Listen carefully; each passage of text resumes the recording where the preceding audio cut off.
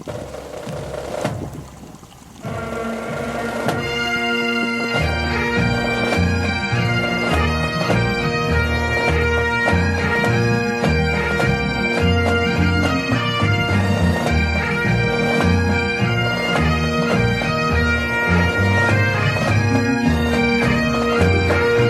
a magnificent beach here on the Isle of Harris, and it's wonderful, beautiful blue skies, nice and warm, unless you're fooled by one thing, it's 8 degrees Celsius, so cold. And that's what you should look like. Welcome to sunny Scotland. So MacLeods here on the Isle of Lewis. It's not a surprise there's a lot of them, because the two main branches of the MacLeod clan are known as MacLeod of Lewis and MacLeod of Harris, and we're in Lewis. And there's this big controversy within our family, isn't there? We don't like that yellow MacLeod tartan. We wear the green one. So we're right, aren't we? Because, well, we come from John MacLeod, who came from Ness, which is at the very tip of Lewis. And what colour is the MacLeod of Lewis tartan? Are we wearing the wrong one? Okay, the house on my left is number 5, Swains Boast, and that house there is number 3. That makes these rocks here number 4, and this is where John MacLeod, the son of Kenneth, the father of Kenneth, grandson of Angus and great-grandfather of me, came from. And then, shock horror, met a Catholic woman and married a Catholic. So we actually come from the MacLeods of Lewis that weren't Catholic, but we somehow think we are. But it's okay, because a lot of us now marry, well, Muslims, Jews and Collingwood supporters, so we've got everyone covered. Back in the 1890s, before John MacLeod left for Australia at number 4, Swains Bost, he would have lived in a block house like this. Dry stone construction, very big thick walls, thatched roof, and a pile of drying peat that had been dug up from the peat bogs to fire the central hearth inside the house to keep it warm. At one end of these block houses was accommodation for humans, and at the other end of the block house is accommodation for animals that would be kept with you during winter. Having two advantages: you didn't have to build multiple buildings, and the animals helped keep you warm. Do you reckon you could live here? I actually just said that to Oscar. This would be quite crazy. Yeah, with a roof on top, I could make this home. Yeah, turn the heater off. Yeah. And around me here is the port of Ness, and from here would have sailed John MacLeod in his fishing boat and all of his friends way back in the 1800s. And the view and the wind and the crashing of the waves wouldn't be any different now from what it was back then. This is known as the Butt of Lewis Lighthouse at the very northern tip of the Isle of Lewis, and is the northernmost lighthouse on this island, and the windiest place, according to the Guinness Book of Records, in the United Kingdom. Another reason why you might not want to live here. But our friend, we're calling him now Kenneth John, after all the names in the MacLeod family. So why did John MacLeod leave in the 1890s? Now, he was the 9th of 9 children, and in those days the eldest son would have inherited the croft. Now, a croft is a thin strip of land from the house all the way down to the coast, so certainly there was no land for John to have, and he had to find some other way of earning a living, which was the sea, which many people here did, and got to Australia, met a Catholic woman and married her, because we actually come from the old Scots church, or the Free Scots church it was called. So it was a bit of a scandal that he married a Catholic. We're about to visit Aunties Wilhelmina and Catherine in this house. Now, where do they all fit in? You've got John MacLeod, who left Stornoway. John's brother Norman had a son Angus, and Angus built this house. Angus and Ken were cousins. Angus' daughters are Catherine and Wilhelmina, and Ken's son is my dad Colin. So they're second cousins. So during the war, while Ken's ship was being refitted in Scotland, he came and stayed here a couple of times. So Catherine and Wilhelmina in here have direct links and memories of Ken. So let's ask them what they thought of Ken. He came and he stayed with us, but spent most of his time with Nellie, who was his aunt, wasn't she? So Nellie, who was the last one to live at 4 Swainbost, was the other two brothers. My grandpa Ken's aunt, and he spent most of his time with her. Yeah. Oh. Because she was a very fascinating character as well. She had never left the village. Spoke Gaelic mostly, but made a brave attempt at English, particularly when Kenneth was there. And he was a very amusing guy anyway. He was joking all the time. When I was about 10 or 11, I thought he was very amusing. I loved him. Looked forward to him coming. Yeah. And loved that he was there. He was very good with children. He made us laugh. I think that's why at the age of 10 or 11 thought he was wonderful. And the uniform. Naval uniform and that, because maybe at 12 you're beginning to see, oh, it's a nice looking guy. That's when they used to talk English because there was a visitor. Oh yeah, that was instilled into us. If somebody doesn't understand Gaelic, you do not speak it, you speak English. So when you were a child, how much Gaelic did you speak and how much English did you speak? Totally Gaelic? Totally Gaelic. Oh wow. And then when you're 11 or so, well, you learn English when you go to school. And then when you're about 11, the languages are about even. You had to walk to school from the age of 5, 2 miles all the time, every day. You know, it's lovely. Not cold? No, I don't remember it being cold. Did you have shoes? My mother said they didn't have shoes. Oh, we had shoes. You had shoes. Yeah. You were more affluent. But I quite often took it off when I reached them. In the summer, Yeah. you would take your shoes off because all the other girls had no shoes. Yeah. So yeah. You wanted to be the same. And you would leave your shoes under the bridge and you would put them on the way home. Oh. Yeah. So you'd wear the shoes most of the way, but then you took your shoes off because you didn't want the other girls in school. It was the summertime. I remember how I hated the stones going through my feet, and the other girls could run like hares, you know, because they never had shoes. For having a cow going to school. And the cow ran away. Normally the cow would reach this gate and she would turn and go in. But this time she ran away all the way down to Swainbost. Oh my God. And I was left like that with no cow, and there was no way you could catch her. So what happened? It was her time, I believe. The only bull was in Swainbost. My grandmother had 5 sons. Somebody else had 4 sons. I don't remember many women at all. So when we look through the family line, there's just lots of men and not many women. Yeah, in the MacLeods. It's interesting that people used to always call their children after somebody they knew, a relative. Somebody who died, yeah. But nowadays they call their children after the personalities in the film or in and the so on. television. And in terms of religion, which in Ness, which church did most people go to? Was it Protestant, Presbyterian? Well, there were the 2 churches, I think. I think there was the Free Church. What was it like in that generation when most people went, like, out of the Angus, Kenneth, John line? A lot of those next generation then went to Canada, the United States or Australia, and very few stayed back here. So what did people back here think about so much of the family gone? Oh, they were sad.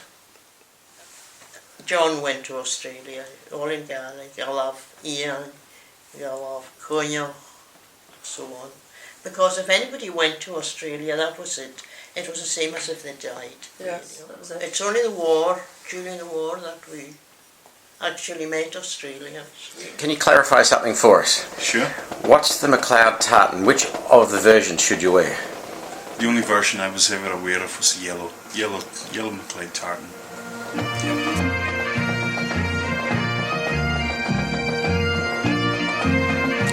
Some things make you bloody laugh. This is the Star Inn in Stornoway, and it's so MacLeod because they decided to stop drinking and just had coffee and then gave up after 27 years and returned to being a licensed premises. Can you imagine anyone in our family going, I'm stopping the booze, let's just have coffee? No, I'm drinking again. Okay, Stornoway Historic Society. List of intended marriages. I didn't know you had to do that. And just to show that the MacLeods are still completely unimaginative on names and which families they're marrying. Apparently Kenneth Angus MacLeod is going to marry Kirsty MacLeod on the 8th of July.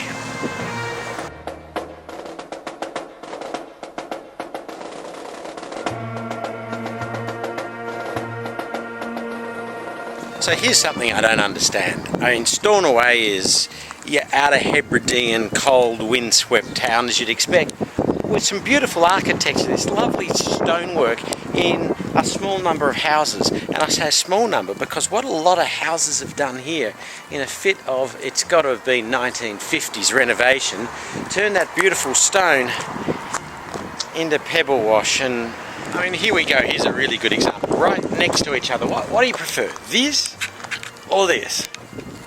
This or this? Here I am taking a film of Oscar. I'm taking a film of Casey. I'm taking a film of Andrew. Taking a film of Oscar. Isla Lewis and the whole Western Hebrides were under the Viking influence from around about the year 800 to 1266, when sovereignty of the Western Isles was concluded in Scotland's favour at the Treaty of Perth, and the Scots and Brits actually paid rent to Norway until about 1905. This is reconstructed, built on the ruins of an Old Norse kiln and mill. Kiln there for making pottery, and the mill here, you've got an old ancient watercourse that runs down and turns the big stone feeding a mill there.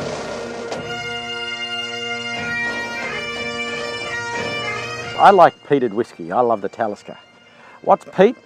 Peat is degenerated vegetable matter, trees and things like this that have ended up creating a plain right throughout the Isle of Lewis, and it's not dirt, it's like a light broken wood almost. And what peat is this whole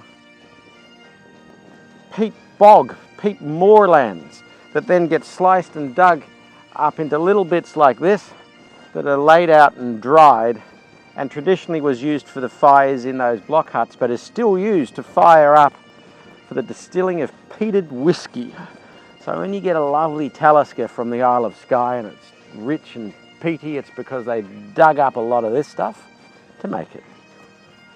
Peat bog. This is Carloway Broch. A broch is a dry stone construction tower used to house the chieftains or important people in a village, and used also as a defensive position. This one was built around about 440 AD, about 2,000 years ago, about the time of the British occupation of Britain. So this was probably built as a defensive tower against the Romans. These are the World Heritage protected Callanish stones dating back to 2900 BC. Andrew. What, Oscar? They're the wrong stones. What do you mean they're the wrong stones? It's the Callanish stones. Pub, mate. Oh, mate, it's not the stones. Not at all. Oh, world famous Callanish stones built 2,900 years BC. There's not much. There's only. Andrew. Oscar, what? It's not the stones. What do you mean it's not the stones? It's stones. This is the original monolith stone used in 2001: A Space Odyssey. That really. Andrew, these are the Callanish stones. Callanish stones? This isn't the film like. No, you're Okay. way off. These are the Callanish stones, World Heritage protected, dating back to 2,900 years BC. A little bit like Stonehenge, and the archaeologists aren't sure what it was used for. We think it's partly tracking the sun or partly tracking the stars. No one's really sure.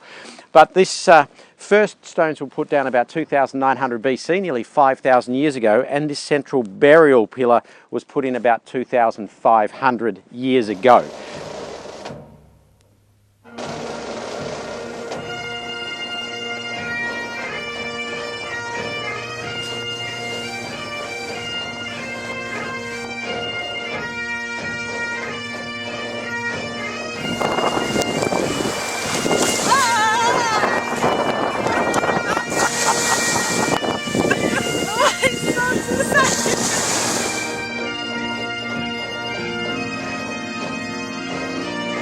This is a reconstructed Iron Age house based on the excavation of these dunes around this beach.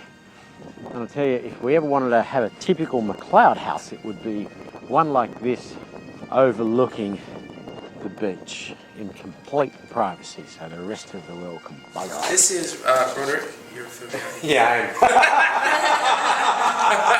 I probably would have just. yeah. Oscar doesn't want to do it, but this is Roderick, the seventh chief of MacLeod of Lewis.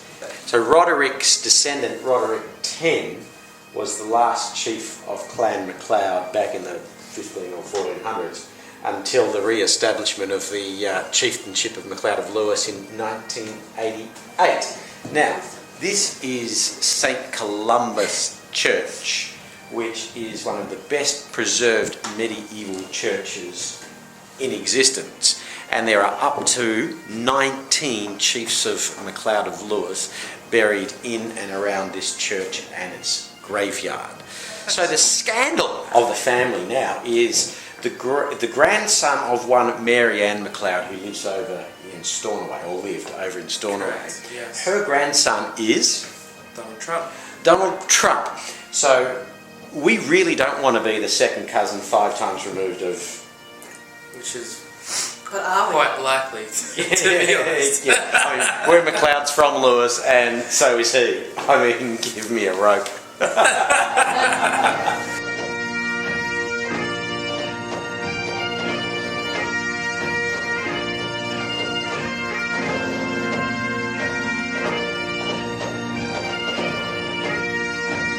It's MacLeod made ancient. It's not massive.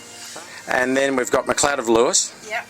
The symbol for that sunshine, hence the beautiful yellow colour. You've got the modern hunting there in the bottle green and navy. That's the modern hunting, which is the favoured one of the boys of this island. Mm-hmm. Well, the other one is the same tartan, but it's weathered, and that's when the English banned the wearing of the kilt in the late 1700s. Ah. And they weren't throwing their kilts away, so they buried them underground, and the peat washed through them, so they changed colour. So, at the end of the day, which one do we wear? Well, you can wear any of them. Mm-hmm. So, which one do we wear? At the end of the day, Dad has this one, which I think he bought from the Rats of Tobruk Pipe Band. I've got one of these made, and traditionally we don't like the yellow one because everyone said it's garish, but the lovely ladies here have convinced me that if you wear black, like how Teddy Bear Ken John, then the yellow one can actually look quite good. So I might actually get a yellow one day and wear it with my double jacket. So, we've come to the conclusion that you can either wear the yellow one because it's Isle of Lewis, and that's the MacLeod from Isle of Lewis, or you can wear the green one. It really just depends on you, but we've decided that we like the yellow one. You have MacLeod of Harris and you have MacLeod of Lewis, and there's the 2 different crests and there are the 2 different kilts, and it's hard to argue that we're not Lewis, given that, well, John MacLeod came from here and we track all the way back to Angus in the 1700s that came from here. But the Scottish Tartans Authority website also says that any MacLeod can wear any MacLeod tartan, and the overarching umbrella is MacLeod of Dunvegan and MacLeod of Lewis sits underneath that, although there have, in the history of the MacLeod clan, been significant differences of opinion, particularly around supporting or not supporting the Jacobite rebellion. MacLeod of Rassay, the red kilt, supported the Jacobites in the Battle of Culloden, but MacLeod of Dunvegan actually supported the British. So you had for quite a long, or the English I should say, so during a great part of our clan's history, MacLeod of Dunvegan fighting on the side of the English against the MacLeods of Rassay fighting on the Jacobite side, and a lot of killing.